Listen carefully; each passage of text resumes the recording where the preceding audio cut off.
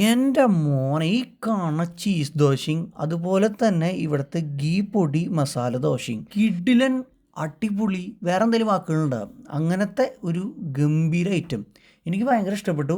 അപ്പോൾ ഈ ദോശ എവിടെ നിന്നാണ് എങ്ങനെയാണ് എന്താണെന്നുള്ളതൊക്കെയാണ് നമ്മുടെ ഇന്നത്തെ ഈ ഒരു വീഡിയോ. കഴിഞ്ഞ ദിവസം ഞാനെനിക്ക് ചൂനും കൂടിയിട്ട് തൃശ്ശൂർ വരെ പോയിട്ട് തിരിച്ചു വരിക. അപ്പോൾ തിരിച്ചു വരുമ്പോഴാണ് ഈ ഒരു സ്പോട്ടിൽ കയറിയത്. നമ്മൾ ഇഡ്ഡലി കഴിക്കാമെന്ന് വെച്ചിട്ട് കയറി. കാരണം ഈ ഒരു സ്പോട്ടിൻ്റെ പേര് വരുന്നത് ഇഡ്ഡലി ഇൻ കഫേ എന്നാണ്.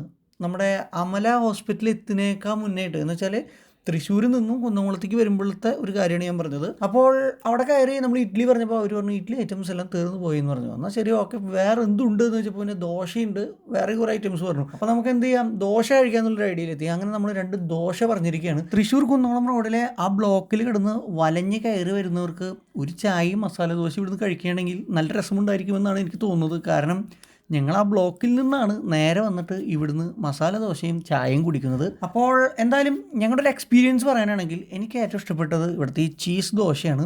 അത് നല്ല ടേസ്റ്റ് ഉണ്ടായിരുന്നു. ആദ്യമായിട്ടാണ് ഒരു ചീസ് ദോശ കഴിക്കുന്നത്. അതെന്തായാലും അടിപൊളിയായിരുന്നു. പിന്നെ നമ്മുടെ ഗീ പൊടി മസാല ദോശ, അതും ടേസ്റ്റ് ഉണ്ടായിരുന്നു. പക്ഷേ അതിൽ ഈ ഗീയുടെ കുറച്ച് അളവ് കൂടിയ പോലെ എനിക്ക് തോന്നി. അത് കാരണം എനിക്ക് അത്ര അങ്ങോട്ട് ഒരു ഗംഭീരം എന്ന് പറയാൻ തോന്നില്ല. പക്ഷേ അതിൻ്റെ ഉള്ളിൽ മസാല ഗംഭീരമായിരുന്നു.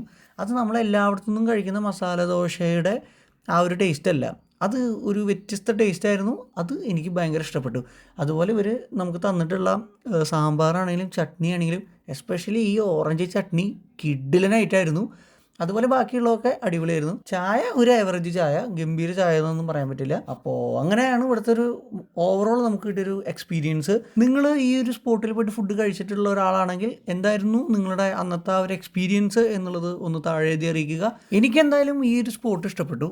ഇനി നിങ്ങളിവിടെ പോയി കഴിക്കാൻ ഉദ്ദേശിക്കുന്നുണ്ടെങ്കിൽ കഴിച്ചതിന് ശേഷം പറ്റുകയാണെങ്കിൽ നിങ്ങളുടെ അഭിപ്രായം ഒന്ന് താഴെ എഴുതി അറിയിക്കുകയാണെങ്കിൽ നന്നായിരിക്കും. കാരണം നമുക്കറിയില്ല എല്ലാ ദിവസവും ഇതേ ടേസ്റ്റിലാണ് അവർ കൊടുക്കണത് എന്താണെന്നുള്ള കാര്യങ്ങൾ. കാരണം നമ്മളിവിടുത്തെ ഒരു സ്ഥിരം കസ്റ്റമർ അല്ല, നമ്മൾ ആദ്യമായിട്ടാണ് ഇവിടെ വരുന്നത്.